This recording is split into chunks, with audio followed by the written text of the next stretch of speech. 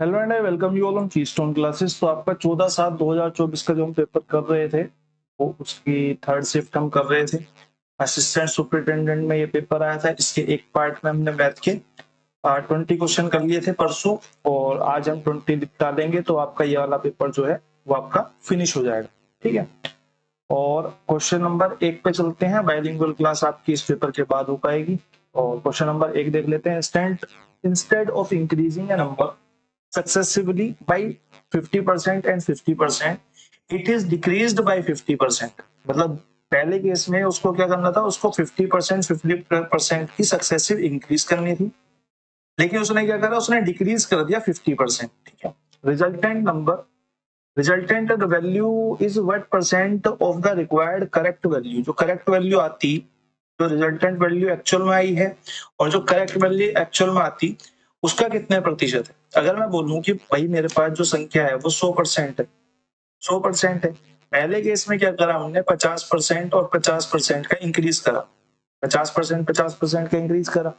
अगर मेरे को पता सक्सेसिवली मैंने इंक्रीज करा है, यानी कि 50 50 100 और प्लस में 2 जीरो कट हो जाएंगी। मेरे को ये वाला फॉर्मूला अब तक तो कंटेस्ट हो गया होगा, जो भी लोग मेरे साथ जुड़े हुए थे। पहली बात तो ये आपको वैसे ही पता होना चाहिए, ये तो वर्ल्ड फेमस फॉर्मूला है मैथ। ठीक है, अगर मैं बोलूंगा 50 50 100 और ए और बी में अगर 0 0 काट देता हूँ नीचे से, तो 55 25 यानी कि 125% का इंक्रीज होता। लेकिन एक्चुअल में क्या हुआ, उसने डिक्रीज कर दिया। कितने का डिक्रीज कर दिया, 50% का डिक्रीज कर दिया। 50% का अगर उसने डिक्रीज कर दिया, 50% का उसने डिक्रीज कर दिया, तो मैं ये कह सकता हूँ कि जो वैल्यू है यहाँ पे क्या हो जाती है वैल्यू, यहाँ पे 100 में से 50 घट जाती है तो वैल्यू जो है वो अपने आप का 50% हो जाती है। और यहाँ पे 125 प्लस हो जाते हैं तो यहाँ पे वैल्यू जो है वो 225% हो जाती है। ठीक है, तो मेरे से पूछ रहा है कि इस वैल्यू का ये कितने प्रतिशत है, यानी कि मेरे से पूछ रहा है कि 50 जो है वो 225 का कितना प्रतिशत है। 25 से काट लेते हैं, 25 चौका 100, 25 निम्बा 225, 5 चौक 20, यानी कि 200 डिवाइडेड बाई 9, 9 से काटेंगे तो दो बार चलता चला जाएगा, 22.22% बोल देते हैं। तो यहाँ पे हमारा ऑप्शन नंबर 4 जो है यहाँ पे करेक्ट आंसर हो जाएगा। ठीक है, क्वेश्चन नंबर 2 की तरफ को चलते हैं। एक सेकंड सेट कर लेता हूँ। हाँ जी, क्वेश्चन नंबर 2 की तरफ को चलते हैं। क्वेश्चन नंबर 2 कह रहा है, if the radius of a cylinder is decreased bye 30%। Radius जो है यानी कि आर जो है सिलेंडर की, उसको हमने डिक्रीज कर दिया। कितना, 30% डिक्रीज कर दिया। Then by how much percent its height must be increase, its height must be increase so that the volume of cylinder remains same। Volume of cylinder की बात कर रहा है, तो मेरे को यहाँ पे पता होना चाहिए कि वॉल्यूम ऑफ सिलेंडर क्या होता है। वॉल्यूम ऑफ सिलेंडर होता है पाई आर स्क्वायर एच, जिसमें कि आर आता है 2 बार और एच आता है 1 बार। मेरे से कह रहा है कि आर को क्या करा, इसने 30% इंक्रीज कर दिया। 30% इंक्रीज कर दिया का सीधा सीधा मतलब है कि आर अगर पहले 10 थी तो 13 कर दी। क्योंकि यहाँ पे आर 2 बार आता है तो मैं यहाँ पे इस केस में 2 बार आर को लूंगा, 10 और 13। ये रिजल्टेंट वैल्यू वाला जो कंजम्पशन वाला कॉन्सेप्ट है, ये उसी पे रेशो पे ही बेस है। ठीक है भाई, 10 से 13, 10 से 13 हो गई। अब लेकिन हाइट जो है, हाइट में वो क्या करे जिससे कि जो यहाँ पे रिजल्टेंट वैल्यू आएगी यानी कि वॉल्यूम आएगी, वॉल्यूम एक और एक ही रहे। मैंने बोला रेडियस जो है वो 10 10 13 13 यानी कि 100 से 169 हो जाती है रेशो में। ठीक है, 100 से 169 हो जाती है, आर स्क्वायर हो जाता है। ठीक है, सीधा भी आप लिख सकते हैं या फिर मैं समझाने के लिए बता रहा हूँ। 100 और 69 हो जाती है। मैंने बोला हाइट पे कोई फर्क पड़ेगा तभी तो ये एक एक होंगे। मैंने बोला हाइट पे फर्क निकालने के लिए मैं एक काम करता हूँ, यहाँ से क्रॉस मल्टीप्लाई करके यहाँ लिख देता हूँ। भाई ये क्रॉस प्रोडक्ट हो गया, ये क्रॉस प्रोडक्ट हो गया, यहाँ पे मैं 169 लिख देता हूँ। मैंने बोला हाइट को अगर मैं 169 से 100 कर दूं तो मेरी वॉल्यूम जो है वो एक और एक ही रहेगी। ठीक है, यानी कि मेरे को हाइट में कितना घटाना पड़ेगा, हाइट में मेरे को घटाना पड़ेगा 69। कितने में से, 169 में से। क्या बोला उसने, सिलेंडर रिमेन द सेम। हाँ ठीक है,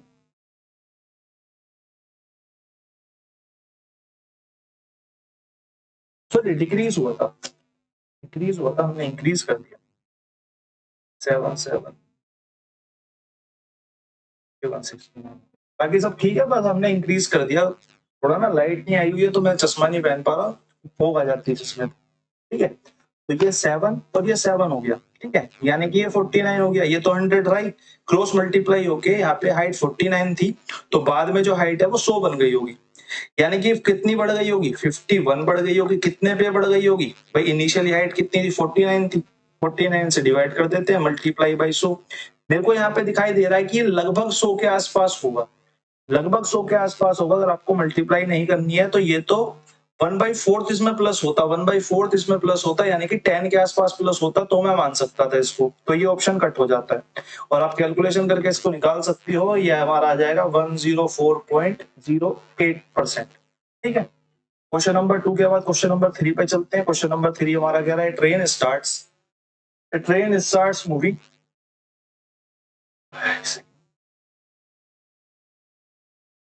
A train starts moving from a place P at 11:30 and arrives another place at Q 9 p.m. अब सुबह चल रही है AM पे और 9 PM पे पहुंच रही है। भाई 11:30 पे स्टार्ट हुई और 9 बजे PM पे पहुंच गई। यहाँ पे AM पे स्टार्ट हुई थी, तो मैं सीधा सीधा बोल सकता हूँ, क्या बोल सकता हूँ,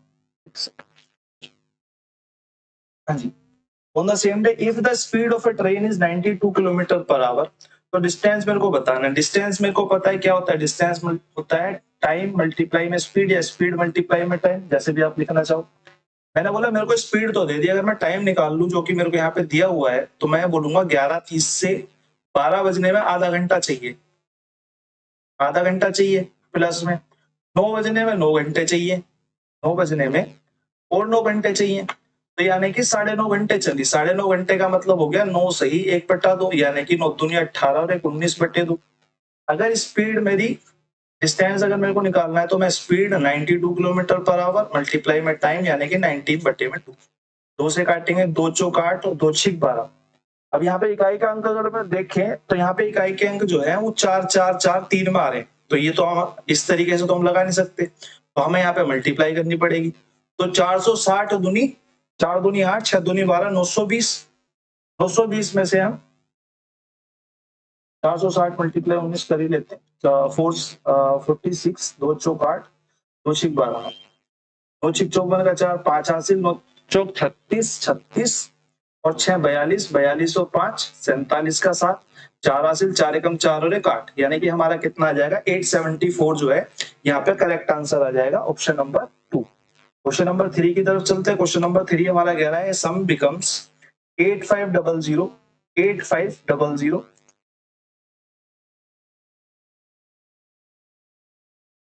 ₹20,500। एक जो सम है वो 8,500 से 20,500 हो जाता है when invested in A scheme of simple interest, जब सिंपल इंटरेस्ट पे इन्वेस्ट किया जाता है। सिंपल इंटरेस्ट पे इन्वेस्ट किया जाता है का मतलब ये है कि जो इन दोनों के बीच का गैप है वो इनका इंटरेस्ट होगा। अगर मैं यहाँ से अभी इसी लाइन से इंटरेस्ट को देख लूं तो 0, क्योंकि मुझे पता है यहाँ से जरूरत पड़ेगी 0 0 0 और 12, यानी कि 12,000 रुपयों से इंटरेस्ट के रूप में मिल गए। If the annual rate of interest and the number of years for which the sum, rate of interest यानी कि R और number of years यानी कि Y बोल देते हैं इनको, ठीक है, Y, which of the sum is invested are numerically same, यानी कि R जो है वो इक्वल है Y के, तो मैं इन दोनों को ही इक्वल मान लेता हूँ X के, यानी कि रेट जो है वो भी X% है, ईयर जो है वो भी X ईयर्स है।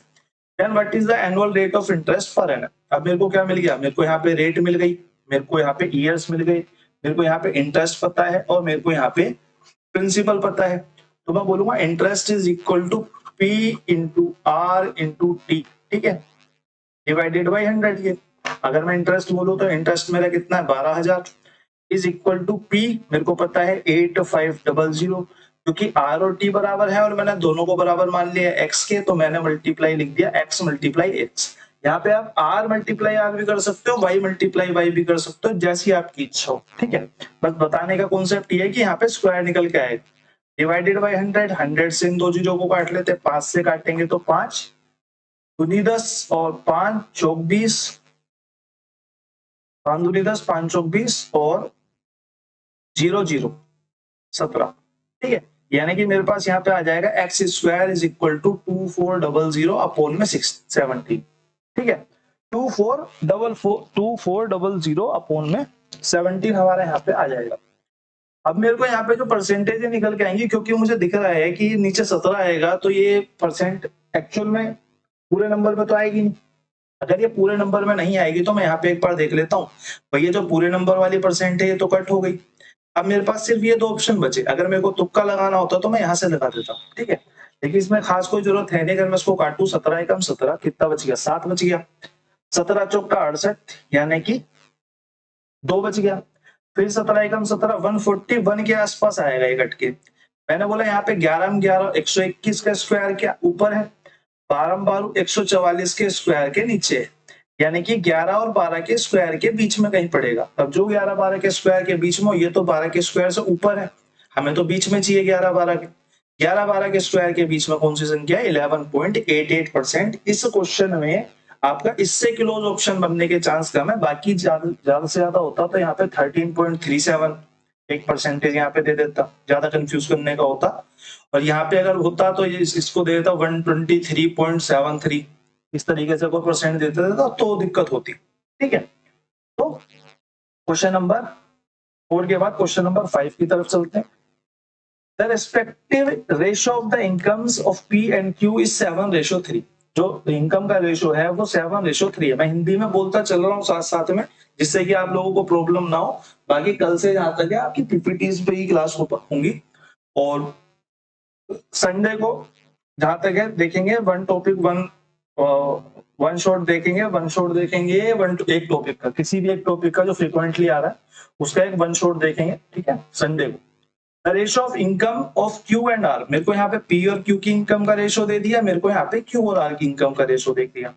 मैंने लिखने से पहले देखा कि क्यू इसमें कॉमन है, और क्यू जो है यहाँ भी 3 है और यहाँ भी 3 है, यानी कि मैं सीधा सीधा इन दोनों लाइनों को कंबाइन करके बोल सकता हूँ कि पी क्यू आर का जो रेशो है 7, क्योंकि 3 दोनों में कॉमन है तो मैं सीधा लिख देता हूँ 7 8 7 3 और 8, ठीक है। If 1/7 of P is income, अगर पी की इनकम का 1/7 की बात करूं तो मैं सीधा सीधा बोल सकता हूं कि पी की इनकम का 1/7 जो होगा वो 1 होगा। अब क्योंकि यहाँ पे 1/7 वगैरह बोल दिया है तो यहाँ पे एक्स वगैरह मान लो, थोड़ा सा मान लो, कोई ज्यादा इसमें कोई इशू है नहीं। P's income is 15,000 less than 1/4 of R income. R की इनकम के 1/4 की बात करूं तो मैं सीधा सीधा बोल सकता हूँ कि 2x की बात कर रहा है, इससे ये जो है वो 15,000 कम है, मेरे हिसाब से x कम है, यानी कि x की वैल्यू जो है वो 15,000 है। मेरे से क्या पूछा है, मेरे से q की इनकम पूछी है, यानी कि 3x की वैल्यू कितनी हो जाएगी, 15,000 मल्टीप्लाई बाई 3, ये x की वैल्यू का ये 3 हो गया, 15 दिया 45,000, यहाँ पे जो है वो हमारा राइट आंसर आ जाएगा। वैसे ये मुजुबानी का क्वेश्चन था, इससे ये सारी चीजें आपकी कैलकुलेशन माइंड में हो जानी चाहिए, तो लेकिन लिख के बताना जरूरी इसलिए क्योंकि पता नहीं कौन किस तरीके का देख रहा हो, बहुत अच्छे हो सकते हैं, बहुत कम भी हो सकते हैं। एक छोटा सा आपसे एक और इशू है, जैसे कि मैं देख रहा था अभी, मैं वाईटी स्टूडियो में देख रहा था, तो वहां पे जितने लोगों ने वॉच करा है मेरी वीडियो को उसमें से 51% लोगों ने सब्सक्राइब भी नहीं करा। अगर आप बोलोगे तो मैं दिखा दूंगा, 49% जो वॉच टाइम है वो मेरा आ रहा है सब्सक्राइब से। तो ये रिक्वेस्ट मान लो या कुछ मान लो, अगर आप लोगों को कंटेंट ठीक लग रहा है, क्योंकि ज्यादा लोगों को जिनको कंटेंट ठीक लग रहा है वो सब्सक्राइब ही नहीं कर रहे हैं, पता नहीं, मेरे को नहीं पता क्या वजह है क्या नहीं है। वैसे मैं बोलता नहीं हूँ सब्सक्राइब वगैरह करने के लिए, लेकिन अगर ऐसा है तो देखो बुरा लगता है। मतलब 49% जिन लोगों को हो रहा है वो सब्सक्राइब कर रहे हैं, 51% यानी कि ज्यादा लोग सब्सक्राइब नहीं कर रहे हैं, सिर्फ कंटेंट को देख रहे हैं। तो हो सके बटन तो है नीचे एक छोटा सा, उसको दबा दो ना, तो देखो आपके कुछ पैसे जाते उसमें, ना मेरे को कुछ पैसे आते भी। तो बस ये है कि छोटा सा मोटिवेशन मिलता रहता है भाई, 2 4 10 लोग जितने भी जुड़े दिन में, थोड़ा सा मोटिवेशन मिला रहता है, और इससे ज्यादा कुछ मेरे को इसमें बेनिफिट नहीं होता अभी तक, ठीक है। क्वेश्चन नंबर 5 के बाद क्वेश्चन नंबर 6 देख लेते हैं। क्वेश्चन नंबर 6 कह रहा है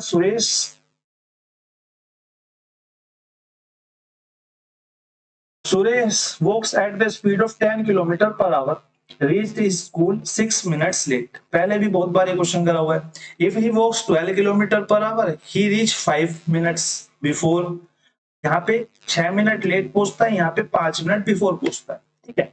कब, जब 10 किलोमीटर की स्पीड होती है। भाई मैं अगर टाइम की बात करूं तो टाइम हमारा होता है क्या, डिस्टेंस अपॉन में स्पीड। मेरे को यहाँ पे स्पीड दी हुई है, मेरे को यहाँ पे टाइम दिया हुआ है, मेरे को यहाँ पे डिस्टेंस नहीं पता, मैंने मान लिया डिस्टेंस को x। कुछ भी मान सकते हैं आप, डी भी मान सकते हो, छोड़ो डी ही मान लेते हैं, ठीक है। x से ज्यादा दिक्कत होती है लोगों को तो डी ही मान लेते हैं।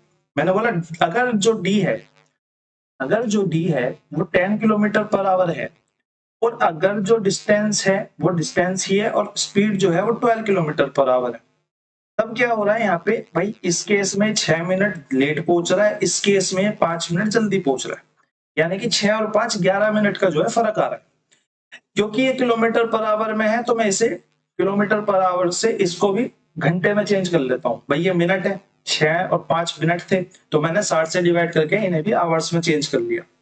ठीक है, मैंने बोला अगर मैं इनका एलसीएम वगैरह लूंगा तो मेरे को यहाँ से मिलेगा 2D इज इक्वल टू 6 और 5 11/60 और ऊपर मल्टीप्लाई हो जाएगा 12 मल्टीप्लाई में 10। ठीक है, और अगर ये 2 भी नीचे चला जाएगा कट के तो मैं बोलूंगा 6 दूनी 12 और ये 120, यानी कि डी की जो वैल्यू आ जाएगी वो सिंपली आ जाएगी 11 किलोमीटर पर आवर। 10-5 क्वेश्चन इस टाइप के लगाओगे, इस टाइप का क्वेश्चन आपको हर तीसरे चौथे पांचवें पेपर में मिल ही जाएगा। ठीक है, इन जनरल ये आता ही है क्वेश्चन, बहुत पुराना क्वेश्चन। क्वेश्चन नंबर 6 के बाद क्वेश्चन नंबर 7 पे चलते हैं। The distance between R and S is 1296 kilometre. N express train leaves 10 AM, एक एक्सप्रेस ट्रेन है वो 10 बजे निकलती है, travel eight the speed of 144 kilometre per our. The train stops on the way for 2 hours 55 minutes। अब मैं आपको question समझा दूं हिंदी में, तो उसके लिए जो R और S के बीच का डिस्टेंस है वो 1296 है, वो 1296 है। ठीक है, R और S के बीच का डिस्टेंस, मेरे से स्पीड दे दी है, मेरे को यहाँ पे स्पीड दे दी है भाई, मेरे को स्पीड दे दी है, मेरे को डिस्टेंस दे दिया, तो मैं टाइम निकाल सकता हूँ डिस्टेंस अपॉन में स्पीड डाल के। मैंने बोला 1296 का डिस्टेंस है, 144 की स्पीड है, तो मैं काट लेता हूँ 12 कम 5 12 8 96, 12 12 144, 12 8 96, 12 निम्मा 108, यानी कि 9 आवर्स में जो है वो इतना डिस्टेंस वो ट्रेवल कर लेगा। अगर वो 9 आवर्स में इतना डिस्टेंस ट्रेवल कर लेगा और मेरे से बोला है कि 2 घंटे 25 मिनट और ले लेता है वो बीच में स्टॉप होने के लिए, अगर 2 घंटे 25 मिनट और ले लेता है यानी कि वो पूरी जर्नी को कितनी देर में तय करेगा, 11 hours 25 minutes। तो मैं सीधा बोलूंगा भैया 10 AM हो रहे थे, 10 PM हो जाते तो 12 घंटे हो जाते, लेकिन 12 घंटे नहीं हुए, कितने मिनट कम हुए, 35 मिनट कम हुए। तो मैं सीधा सीधा बोल सकता हूँ 12 से 35 मिनट कम, 12 माइनस में 35 मिनट्स इज इक्वल टू 10 है ना। तो यहाँ पे कितने घंटे हो जाएंगे, 12 तो 9 आएगा ना, 10 आएगा। 10 में से अगर मैं 35 मिनट का 8 दूंगा तो मेरे को यहाँ पे आ जाएगा 9:25 PM पे। 9:25 PM पे जो ट्रेन है वो आपकी डेस्टिनेशन पर पहुंच जाएगी। ठीक है, आई होप आप लोगों को क्वेश्चन समझ में आ गया होगा। क्वेश्चन नंबर 7 के बाद क्वेश्चन नंबर 8 पे चलते हैं। क्वेश्चन नंबर 8 हमारा क्या कह रहा है, क्वेश्चन नंबर 8 कह रहा है person borrows 5500 at the rate of 7% per annum on simple interest for 4 years। मेरे को यहाँ पे प्रिंसिपल भी दे दिया, मेरे को यहाँ पे रेट ऑफ इंटरेस्ट भी दे दी और मेरे को यहाँ पे टाइम भी दे दिया। He immediately lends it to the another person at the rate of 9% per annum। मैंने बोला भैया ये क्वेश्चन तो मैंने पढ़ा हुआ है पहले भी, यहाँ पे जो रेट है वो 7 है, अगले बंदे को जो उसने सेम पैसा दे दिया वो 9% पे दे दिया और सेम टाइम के लिए दे दिया। अब उसने पूछा what is the value of gain per year, लेकिन यहाँ पे जो पूछा है वो गेन पर ईयर पूछा है। जनरली पूछता है कि 4 साल में कितना कमाया, लेकिन इस क्वेश्चन में क्या पूछा है, पर ईयर कितना कमाया। मैंने बोला ये जो 7 में ले रहा था वो 9 में दे रहा था, यानी कि कितना कमा रहा होगा, ये 2% कमा रहा होगा। 2% किसका कमा रहा होगा, 55,000 का कमा रहा होगा। भाई 55,000 का 2% कमा रहा होगा। कितने टाइम के लिए पूछा है, 1 साल के लिए पूछा है, डिवाइडेड बाई 100, इंटरेस्ट निकल के आएगा, 2 जीरो से 2 जीरो काट देंगे, 5 दूनी 10, 5 दूनी 10, यानी कि 1100 रुपए जो है वो 1 साल में इस तरीके से कमा लेगा। ठीक है, अगर आपसे 4 साल का पूछ लेता तो 11 चौक 4400 रुपए वो 4 साल में कमा लेता। ठीक है, आई होप आप लोगों को क्वेश्चन समझ में आया होगा और अच्छा भी लगा होगा करके। क्वेश्चन नंबर 9 देख लेते हैं। क्वेश्चन नंबर 9 है metallic solid has a radius, A metallic solid sphere has a radius of 9 centimeter. If it is melted from the small solid spheres of radius 1.5 centimeter each, एक बड़े sphere को melt करके एक छोटे sphere में बदल दिया गया जिसकी रेडियस कितनी है, जिसकी रेडियस 1.5 सेंटीमीटर है। बड़े वाले की रेडियस 9 सेंटीमीटर है, तो मेरे को कुछ नहीं कर रहा, मेरे को volume of bigger one and volume of smaller one को कंपेयर कर देना है बस। और मल्टीप्लाई में एक नंबर ऑफ, कितने नंबर बनेंगे, कितने नंबर ऑफ स्क्वायर्स बनेंगे उसके, ये दोनों आपस में बराबर हो जाएंगे तो यहाँ से आपका नंबर निकल के आ जाएगा। तो ये आपका क्वेश्चन होमवर्क में। बाकी मैं आपको वॉल्यूम ऑफ स्फीयर की अगर बात करूं, ये लिखवा देता हूँ 4/3 pi r square, pi r cube, 4/3 pi r cube जो है वो आपका वॉल्यूम ऑफ स्फीयर होता है। आप यहाँ पे डालोगे आपका क्वेश्चन का आंसर निकल के आ जाएगा। सिंपल सा क्वेश्चन नहीं है, मतलब कि टिपिकल क्वेश्चन नहीं है, ठीक है। तो ये आपका होमवर्क में हो गया। थोड़े से अच्छे क्वेश्चंस भी, मतलब एवरेज से थोड़ा नीचे ही ये क्वेश्चन, क्योंकि फ्रिक्वेंटली आता रहता है, तो ये भी आपको करने चाहिए कुछ टाइम। क्वेश्चन नंबर 9 के बाद क्वेश्चन नंबर 10 लिख लेते हैं। Rohan bought a new watch from the showroom and after 1 year he sold it to Shyam at the profit of 30%। ठीक है, मेरे को यहाँ से दिख गया। ये जो है ये सीरीज वाला क्वेश्चन है। भैया जी रोहन ने खरीदी, रोहन ने प्रॉफिट पे बेच दी, कितने पे, 30% के पे। किसे बेच दी, श्याम को बेच दी। अब श्याम भी बेचेगा इसे। Shyam sold the same watch to Sumit, Shyam ने जो है वो सेम वॉच जो है वो सुमित को बेच दी। अब इसने क्या करा, इसने करा है लॉस कर दिया इसने, तो इसने 40% का लॉस कर दिया, 40% के लॉस पे बेची। Sumit paid 60840 for the watch, यानी कि मेरे को लास्ट का प्राइस दे दिया कि सुमित ने कितने पे करे, सुमित ने पे करे हैं भैया 60840 rupees. At what price Rohan bought, यानी कि मेरे से प्रीवियस वाला पूछा है, मेरे से यहाँ पे रिवर्स वाला पूछा है, तो मैं सब कुछ रिवर्स करके मल्टीप्लाई करता चला जाऊंगा। 60840, 40% को अगर मैं बोलूं तो 40% लॉस है तो नीचे 60 आ जाएगा, ऊपर 100। 30% प्रॉफिट बोलूं तो यहाँ पे नीचे 130 आ जाएगा, ऊपर 100। ठीक है, काट देते हैं, जिससे कटेगा, जीरो से जीरो काट देते हैं, 6 एकम 6, हाँ कट जाएगा, 6 एकम 6 जीरो, 6 एकम 6, 6 चौक 24। ठीक है, एक जीरो से ये एक जीरो काट देते, 13 से इसको काटते, क्योंकि सारे नंबर पोजीशन में आपके पॉइंट्स में नहीं है ना, मेरे को यहाँ पे अप्रोक्स बोला तो ये पूरा पूरा कटेगा। तो 13 सत्ते 91, 10 बचेगा, और 13 अट्ठा 104, यानी कि 78000 जो है वो प्राइस हो जाएगा जिसपे कि रोहन ने घड़ी को खरीदा था। ठीक है, क्वेश्चन नंबर 10 के बाद क्वेश्चन नंबर 11 पे चलते हैं। क्वेश्चन नंबर 11 कह रहा है P alone can fill a tank in 15 hours. P जो है वो 15 घंटे में भर सकता है। Q alone can fill the same tank in 45 hours. तो मेरे को पी दे दिया, मेरे को क्यू दे दिया, पी के बारे में बोल दिया 15 घंटे में भर सकता है, यानी कि ये पॉजिटिव है, ये पॉजिटिव है, क्यू भी भर सकता है 45 घंटे में। आर अलोन कैन एम्प्टी, यानी कि खाली कर सकता है सेम टैंक को 22.5 आवर्स में।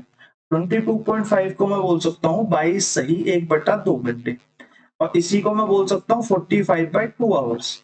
ठीक है, 45/2 आवर्स, 45/2 आवर्स बोल सकता हूँ। तो मैंने बोला भैया आर जो है वो एम्प्टी करने वाला टैंक है, वो क्या कर रहा है, वो 45/2 घंटे में एम्प्टी कर रहा है। यहाँ से मैं टोटल वर्क निकाल सकता हूँ, मैंने तीनों का ऊपर वालों का एलसीएम लिया, नीचे वालों को छोड़ दो, ऊपर वालों का एलसीएम लू।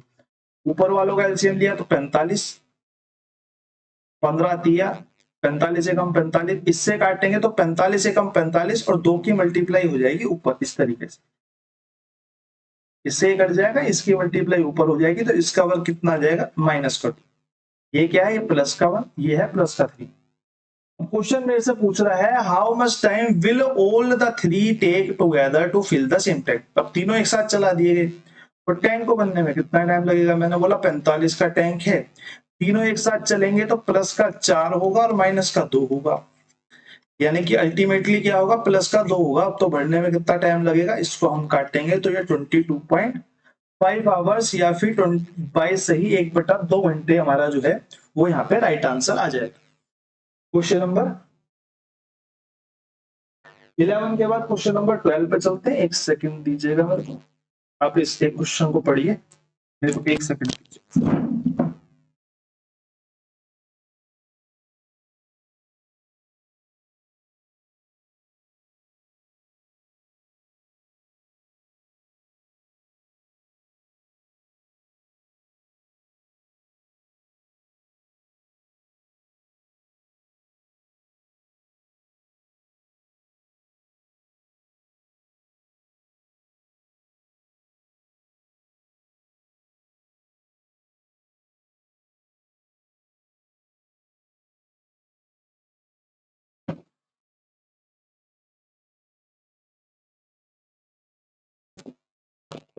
आई होप आप लोगों को ज्यादा आवाज आ नहीं रही होगी, हल्का सा पंखा चला है, ज्यादा पसीना आ रहा था। Question number 12, the length of A cuboid is 5 times of its breath and the height of the cuboid is 4 times its breadth. यानी कि क्यूबॉइड में मेरी तीन चीजें होती हैं, क्या होती है, लेंथ होती है, ब्रेथ होती है और हाइट होती है। मेरे से पहले बोला कि लेंथ जो है वो क्या है, 5 टाइम्स है किसकी, ब्रेथ की। यानी कि मेरे को लेंथ और ब्रेथ का एक तरीके से रेशो दे दिया कि अगर लेंथ 5 है तो ब्रेथ 1 है, या ब्रेथ 1 है तो लेंथ 5 है, किसी भी तरीके से पकड़ लो।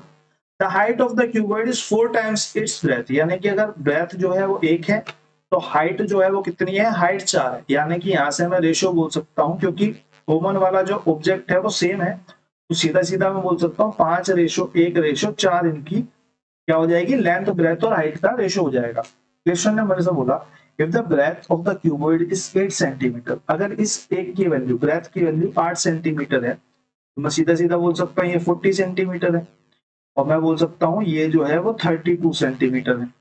ठीक है।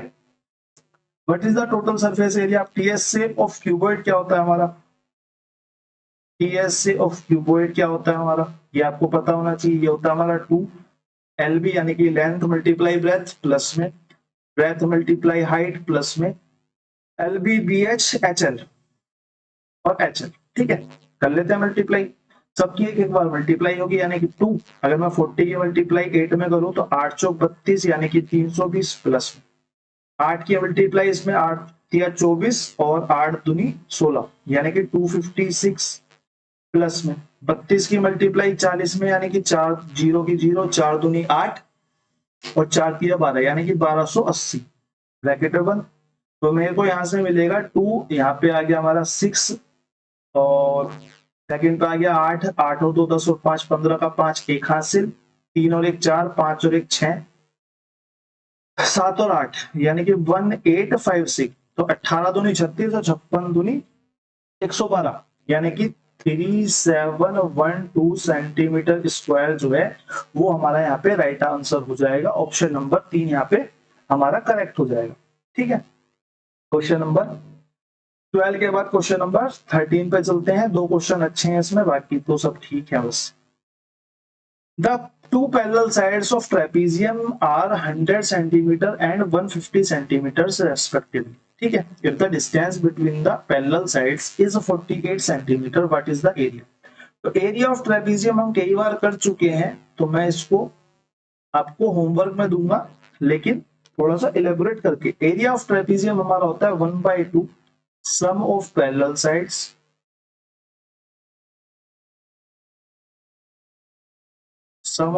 sides multiply by height। इस केस में मेरे को सम ऑफ पैरेलल साइड्स यहां से मिल जाएगा और हाइट मेरे को यहाँ पे दी हुई है, कितनी दी हुई है, 48 सेंटीमीटर। मेरे से एरिया पूछा हुआ। ठीक बात है, पैरेलल साइड्स। ठीक है, तो ये आपका क्वेश्चन होमवर्क में हो जाता है, क्योंकि इस क्वेश्चन में अब तो कुछ नहीं बचा, आपको बस ये फॉर्मूला पता होना चाहिए, और मेरे को यहाँ पे दोनों तीनों चीज दी हुई है, तो मेरा यहाँ निकालने का कोई मकसद है नहीं। क्वेश्चन नंबर 13 के बाद क्वेश्चन नंबर 14 देख लेते हैं। Two numbers are in the ratio of 7:10 if the sum of two numbers are 85। मेरे को यहाँ पे रेशियो दिया हुआ है, मेरे को यहाँ पे सम दिया हुआ है, तो मैं यहाँ पे देखते ही बोलूंगा कि भैया जो ये है 17 इसके बराबर ये 85 है, यानी कि एक की वैल्यू कितनी है, 5 है। अगर एक की वैल्यू 5 है तो मैं बिना टाइम वेस्ट करे बोलूंगा ये 35 है और ये 50 है। मेरे से क्या पूछा है, the absolute difference between them. 35 और 50 के बीच में कितना डिफरेंस है भाई, 50 माइनस 35 ऐसे लिख के करना है, तो आप टाइम वेस्ट करोगे। सीधा सीधा मेरे को दिख रहा है कि 35 और 50 के बीच में कितना डिफरेंस है, 4 का डिफरेंस है। ठीक है। क्वेश्चन नंबर 14 के बाद क्वेश्चन नंबर 15 पे चलते हैं। क्वेश्चन नंबर 15 हमारा मेंसुरेशन का क्वेश्चन है, और अच्छा क्वेश्चन है, नो डाउट अच्छा क्वेश्चन है। ठीक है। Three circles of radius 4.2 centimeter each are placed in such a way that each circle touches the other two। जो सर्कल है, हर सर्कल एक दूसरे को टच कर रहा है, यानी कि मेरे को यहाँ पे फिगर बनाने का ऑप्शन तो है नहीं, तो मैं यहाँ पे रफली एक डिजाइन बना देता हूँ। ये एक सर्कल है, ये दो सर्कल है, ये दोनों आपस में टच कर रहे हैं, और एक तीसरा सर्कल है जो कि ऐसे करके ऐसे, तीसरा बनाने में टफ होता है इसमें। तीसरा सर्कल ऐसे है जो एक दूसरे को टच कर रहे हैं। तो मेरे से क्या पूछ रहा है, अब इनकी जो रेडियस है वो 4.2 सेंटीमीटर दी हुई है। मैं बस यहाँ पे रफली तीन सर्कल तीनों के तीनों 4.2 सेंटीमीटर रेडियस वाले। मैंने बोला ये भी आर है, ये भी 4.2 हुई, सबकी आर 4.2 है, तो मेरे को लिखने की तो जरूरत है नहीं 4.2। मैंने बोला ये भी आर है, ये भी आर है, ये डबल आर हो गई, ये डबल आर हो गई, तो मैंने बोला ठीक है, इस तरीके से डिजाइन बन जाता है।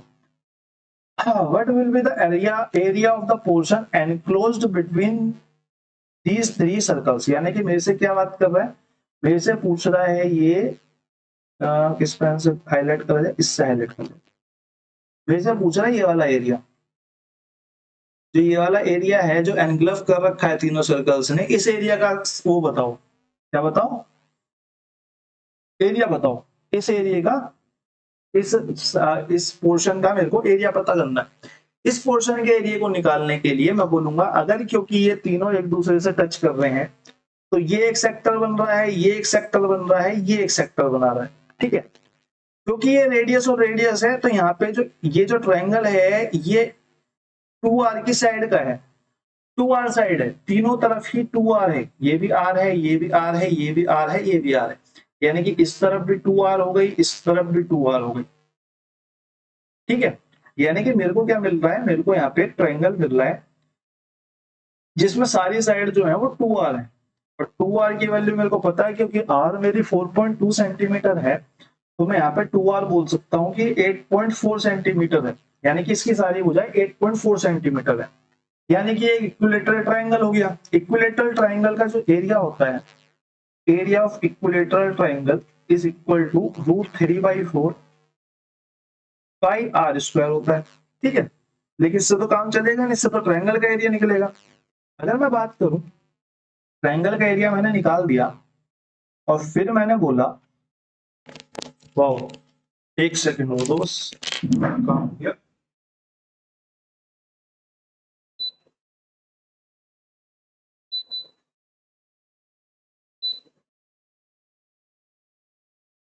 फाइनली बिजली आ गई है।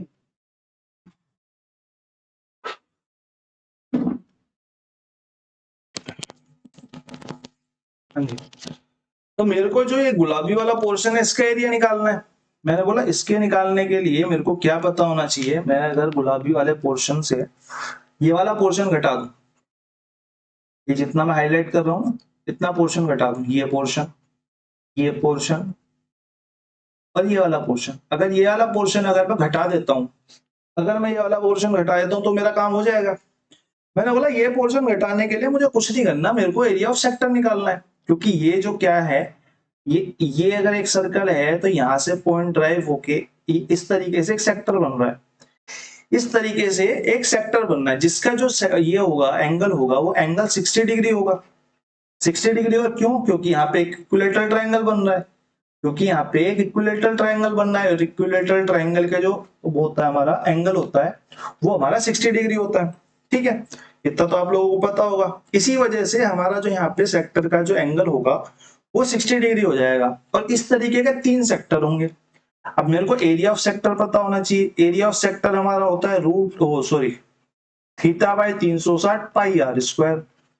अगर मैं θ/360 पाई आर स्क्वायर निकालूंगा और मैं बोलूंगा क्यों सब मल्टीप्लाई में, तो मेरे को इस तरह के 3 सेक्टर्स का एरिया चाहिए, तो मैंने 3 से मल्टीप्लाई कर दी, क्योंकि यहाँ भी एंगल 60 है, यहाँ भी एंगल 60 है, और यहाँ भी एंगल 60 है, सभी जगह पे जो एंगल है वो हमारा 60 ही है, 60 ही है, तो निकाल देते हैं। मैंने बोला पहले एरिया निकाल लेता हूं मैं ट्राइंगल का, एरिया ऑफ इक्विलेटरल ट्राइंगल का।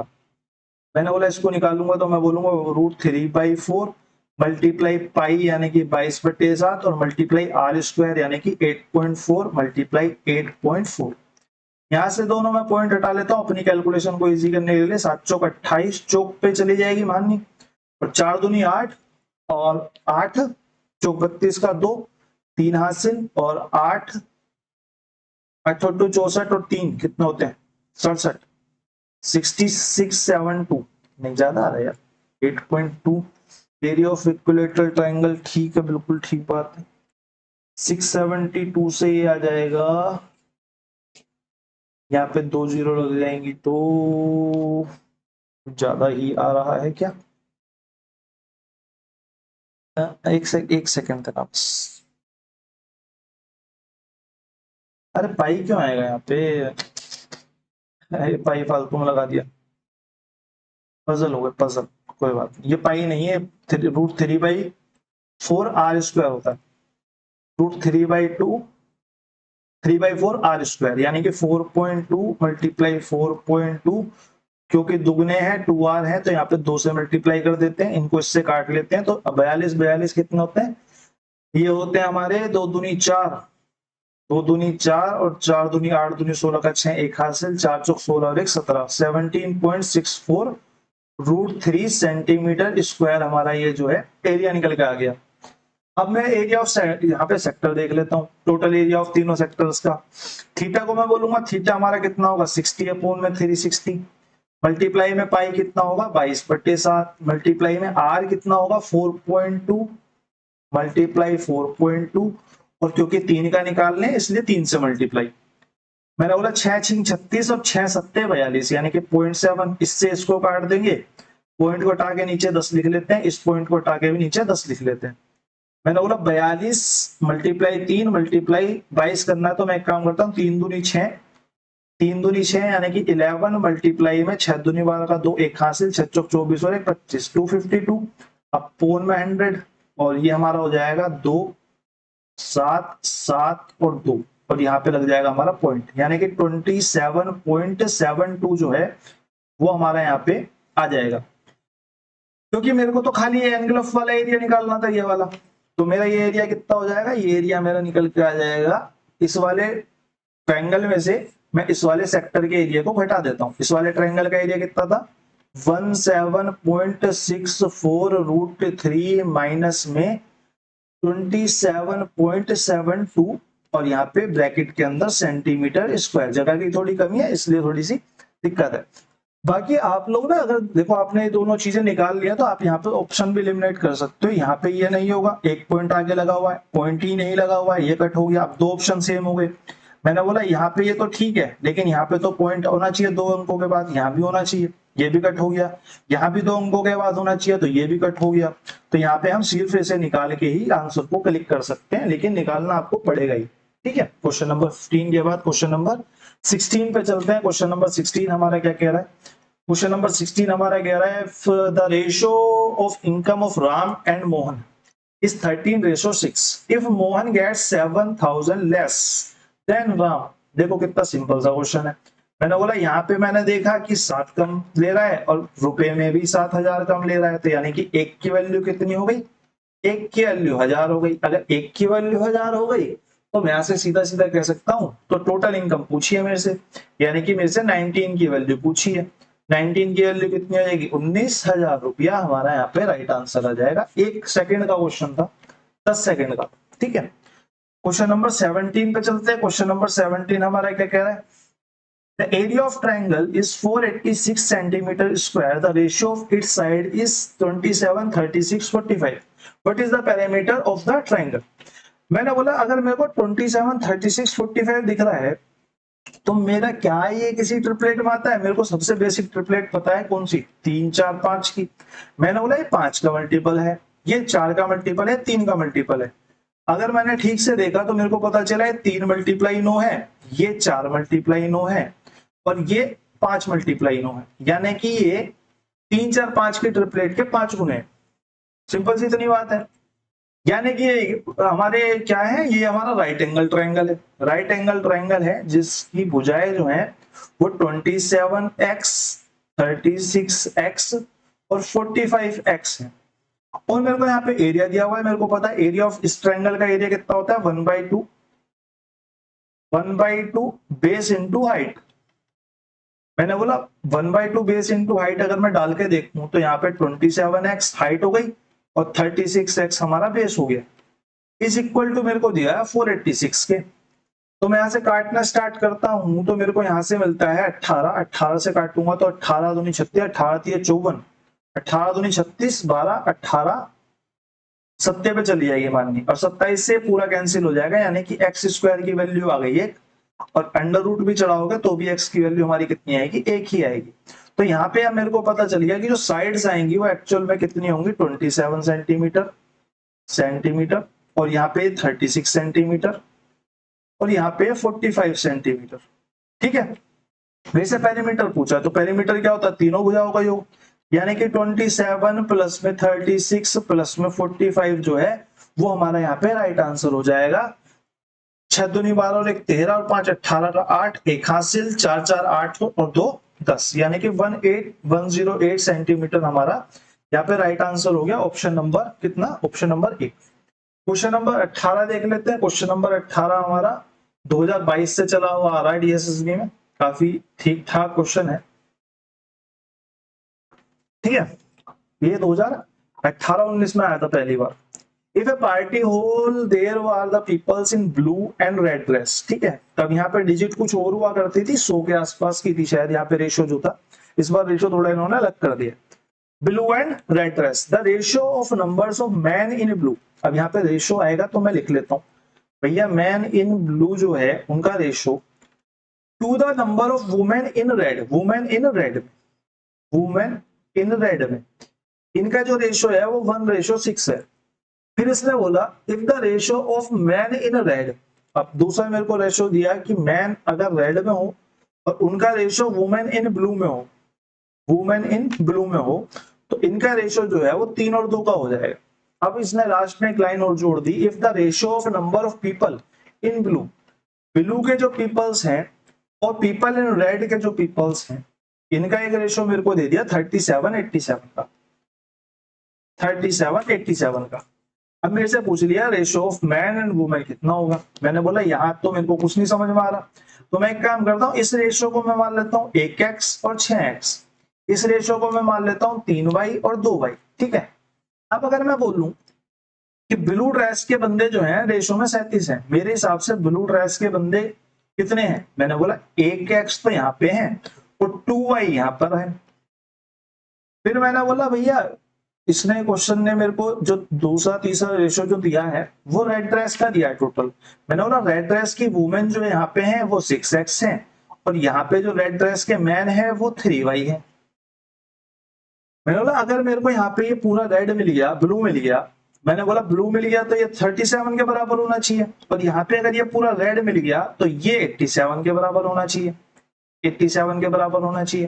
क्रॉस मल्टीप्लाई कर लेते हैं, क्रॉस मल्टीप्लाई में 87 ऊपर जाएगा तो 87x प्लस में 8 दूनी 16 और 7 दूनी 14, यानी कि 174y इज इक्वल टू 6 सत्ते 42 का 2 4 36 18 और 4 222x प्लस में और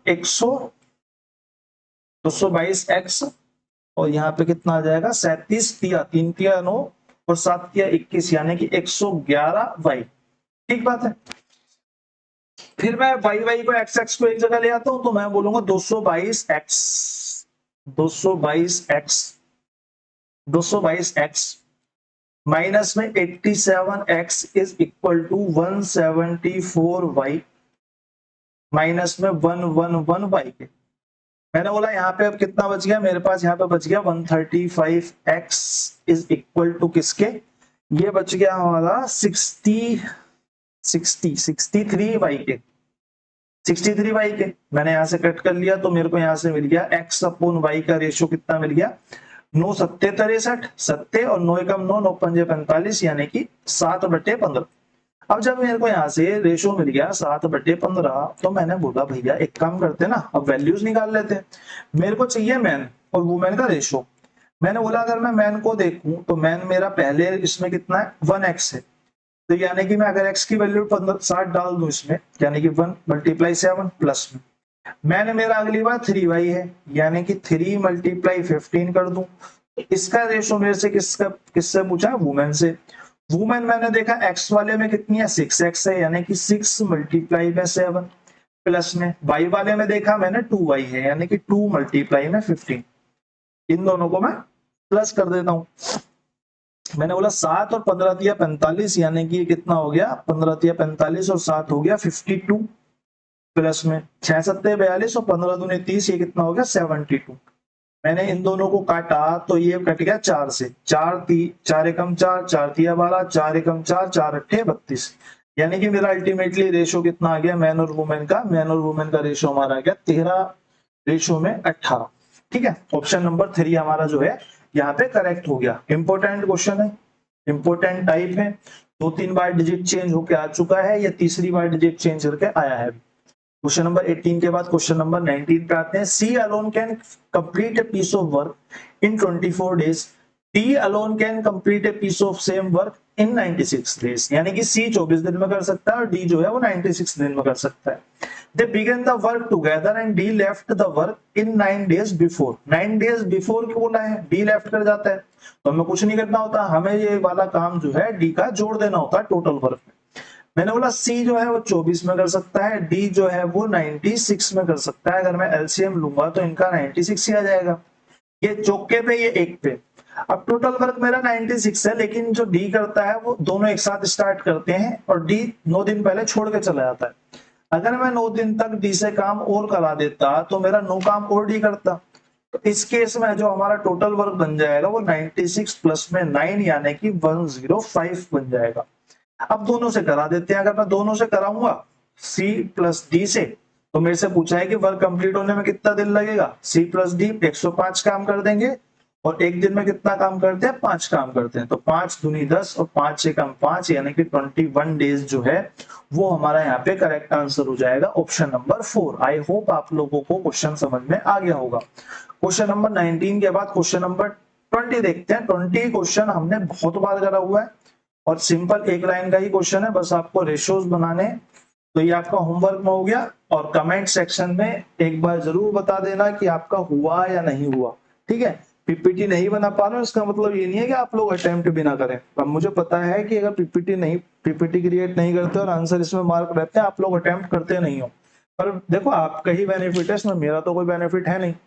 अगर आप अटेम्प्ट करेंगे तो आपकी कैलकुलेशन स्पीड ही तेज होगी। जहां मैं बोलता हूँ कि कैलकुलेशन कर लीजिए अपने आप, वहां पे आपको कैलकुलेशन करनी चाहिए।